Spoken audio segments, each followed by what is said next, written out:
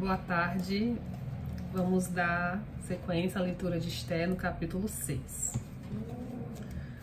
Lembrando que no capítulo 5 nós lemos que o Amã teve uma orientação por parte da sua esposa e dos seus amigos, familiares, de fazer uma forca para aniquilar o Mardoqueu ou Mordecai, né, que era o nome do primo de Esther, quem criou Esther.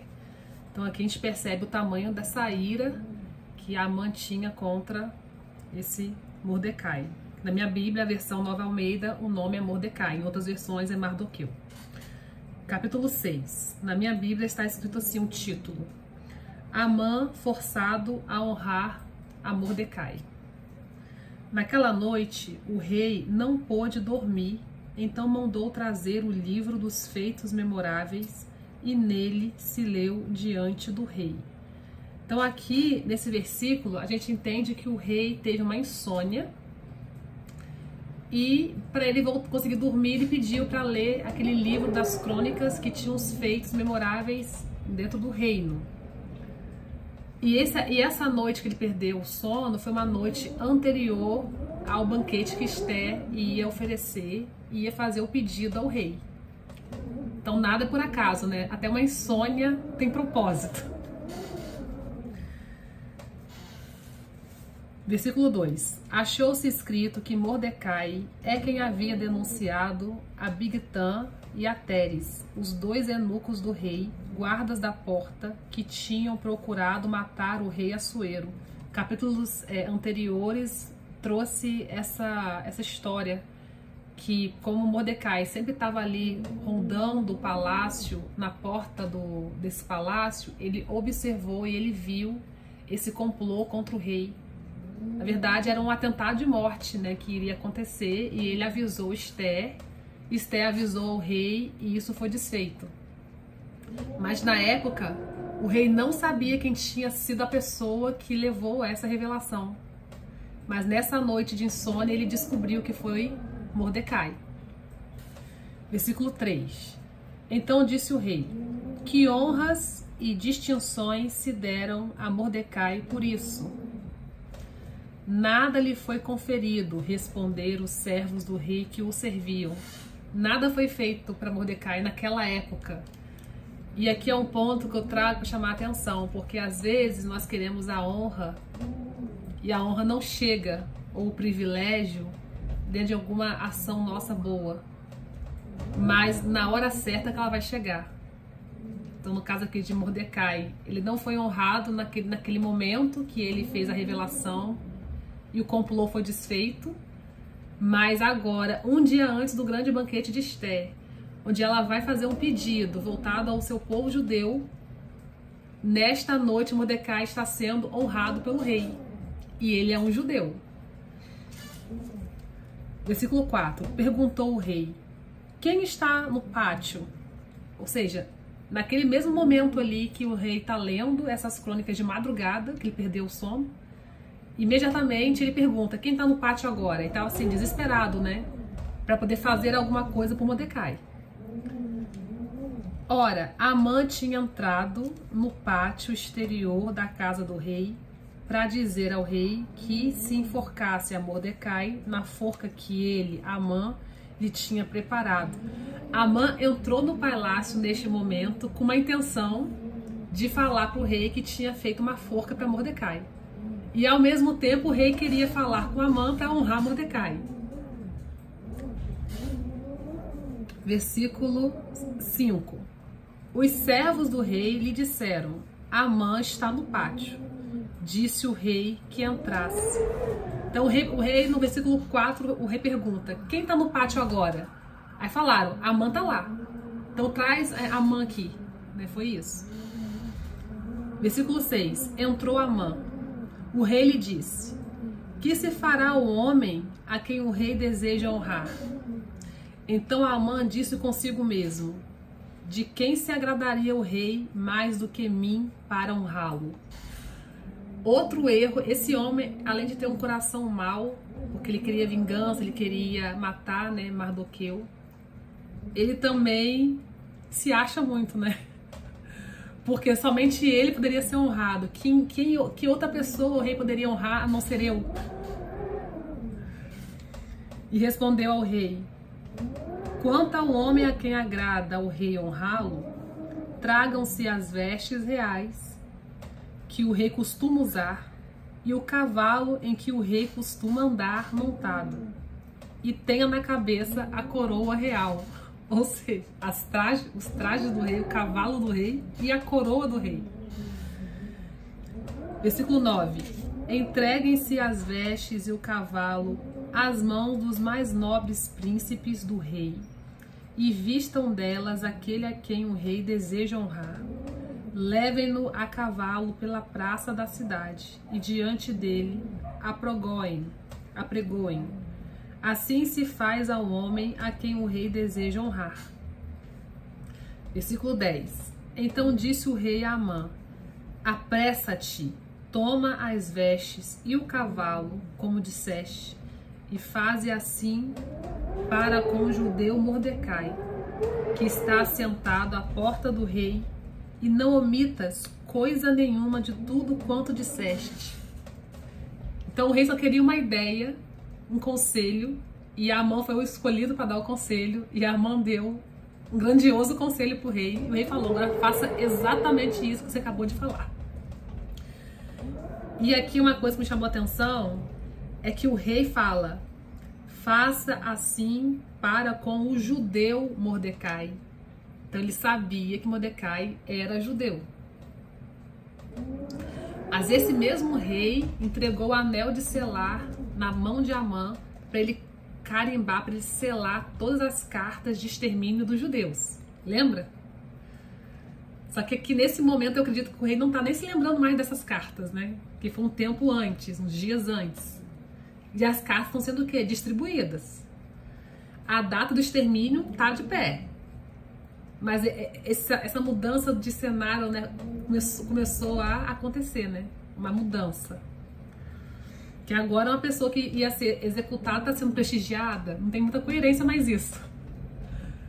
Bota um judeu no cavalo com vestes reais, com coroa, para desfilar na cidade, e a mão puxando o cavalo. Imagina a cena. Este é o homem que o rei quer honrar. Todo homem que o rei quer honrar é nesse nível. Versículo 11. Amã tomou as vestes e o cavalo, vestiu a Mordecai. Imagina a fúria interior que Amã estava sentindo, fazendo tudo isso. Era para ser eu, não ele.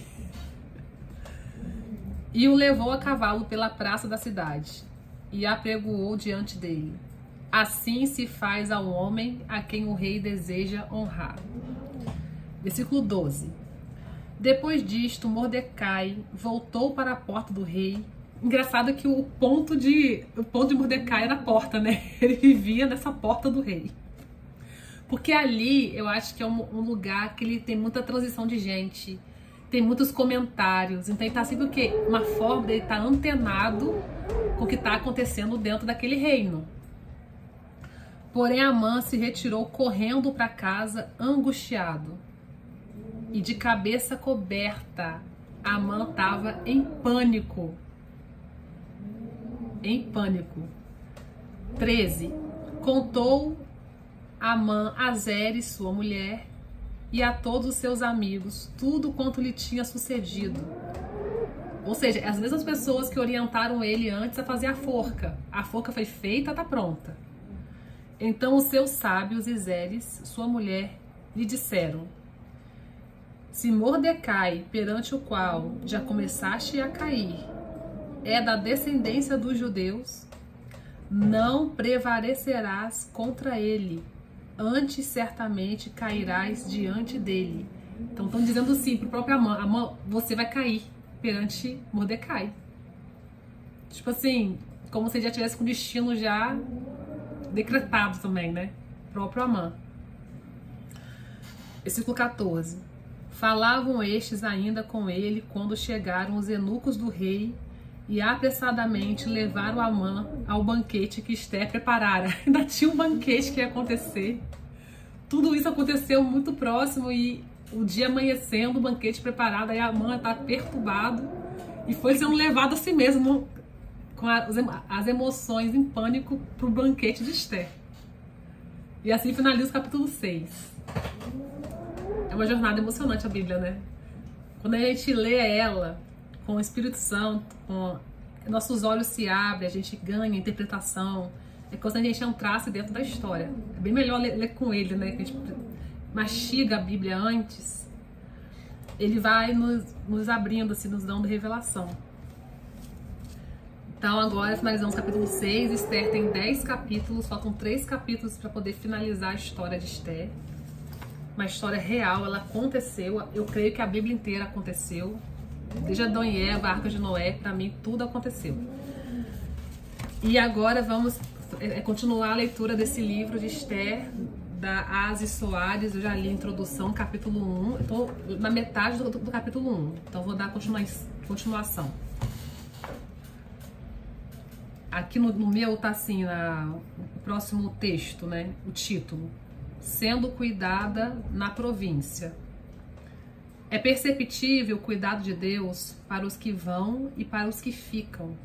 Deus, em sua grandeza e onipotência, não estava restrito em seu cuidado aos judeus que retornaram a Jerusalém para reconstruí-la, pois, como a palavra nos afirma, o céu é o meu trono e a terra o estrado dos meus pés. Isaías 66, versículo 1. Vocês lembram que quando a gente começou a contar a história de Esther na cidade de Suzã, esses judeus da cidade de Suzã foram judeus que não quiseram retornar a Jerusalém. Jerusalém estava devastada, iam fazer uma reforma nela, reformar os seus muros. Então, judeus voltaram para lá para reconstruir Jerusalém, mas uma parte continuou em Suzã. Então, toda essa parte que ficou em Suzã, que não quis voltar para Jerusalém, é o contexto da história de Esther. E pelo que eu entendi aqui, que Deus, ele tá tanto com judeus que ficaram em Suzã, quanto com judeus que foram para Jerusalém. Ele não faz distinção de pessoas.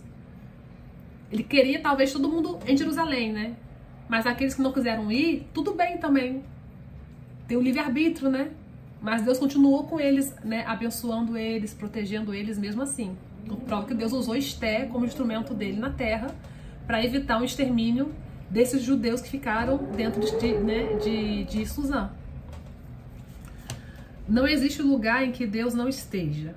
Ele estava em Jerusalém para ajudar quem voltou e também estava em Suzã para cuidar de quem ficou. É necessário que haja uma conscientização por parte de quem está longe de Jerusalém, pensando que está abandonado, de quem perdeu as grandes oportunidades e até mesmo daqueles que, em algum momento das suas histórias, ficaram como deveriam ter ido. Disseram sim quando a resposta deveria ter sido não. Que por algum motivo, então, estão em um lugar e pensam que não deveriam estar, vivendo debaixo de uma culpa, acreditando que nada mais dará certo por acreditarem que estão longe dos cuidados de Deus. E isso não é verdade. Aí em sua Pérsia, Deus cuida de você.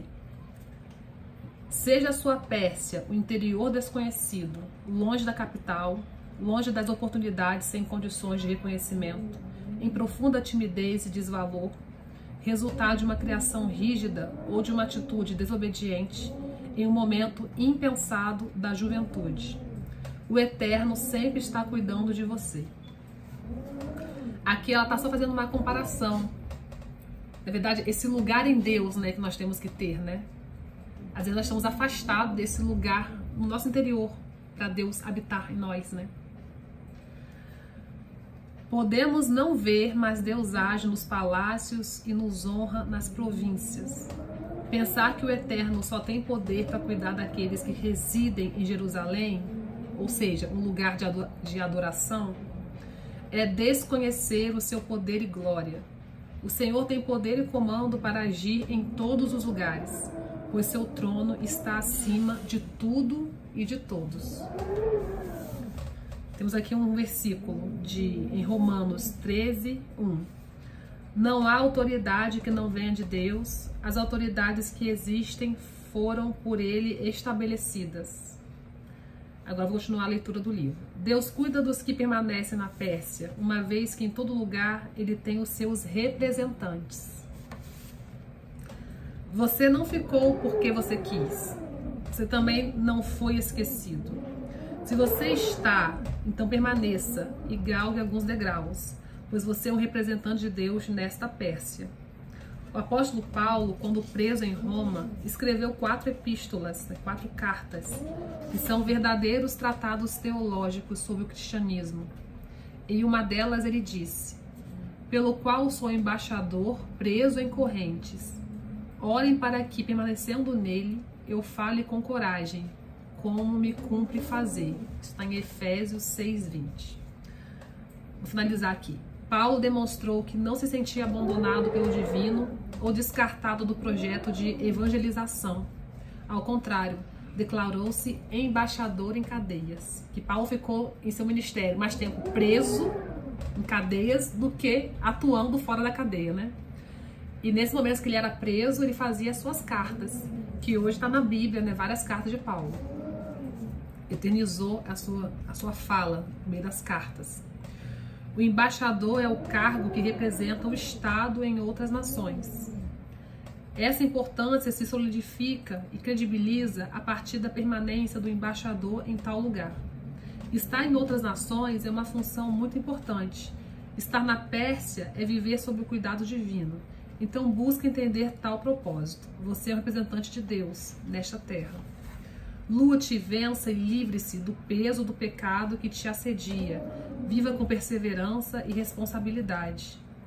A missão proposta, pois há uma nuvem de testemunhas que te observam e buscam a revelação de Deus através da sua vida.